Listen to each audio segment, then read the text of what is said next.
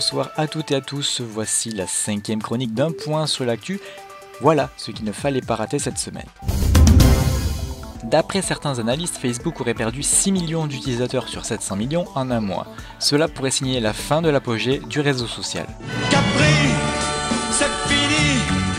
Mark Zuckerberg serait devenu chèvre en voyant qu'il perdait des utilisateurs Facebook. Un jeune garçon américain de 5 ans a tué accidentellement sa petite sœur avec un fusil pour enfants. Peut-être que cela relancera le débat sur le port d'armes aux USA, rendant un peu plus crédible le Parlement américain qui interdit aux enfants le livre Le Petit Chaperon Rouge, les œufs Kinder Surprise et le fameux ballon de la balle aux prisonniers. Pour en revenir à l'actualité, j'espère au moins que les parents de l'enfant vont lui faire pompon cucu pour le punir. Toujours aux États-Unis, une entreprise immobilière a proposé à ses employés une augmentation de 15% de salaire s'ils se faisaient tatouer le logo de la firme sur le corps. Avec la crise, les travailleurs se font un sang d'encre et ont pour la plupart accepté cette offre. Sans liberté d'expression, pas de contre-pouvoir. C'est le slogan de Reporters sans frontières à l'occasion de la Journée mondiale pour la liberté de la presse ce vendredi 3 mai. Reporters sans frontières pointe du doigt certains chefs d'État, prédateurs majeurs de la liberté de l'information.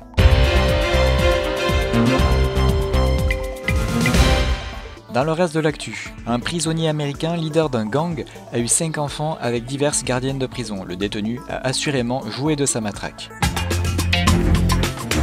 Un père de famille de 44 ans a incendié l'auto-école de son fils. Le père a dit stop, attendre autant pour repasser l'examen, ça ne devrait pas être permis.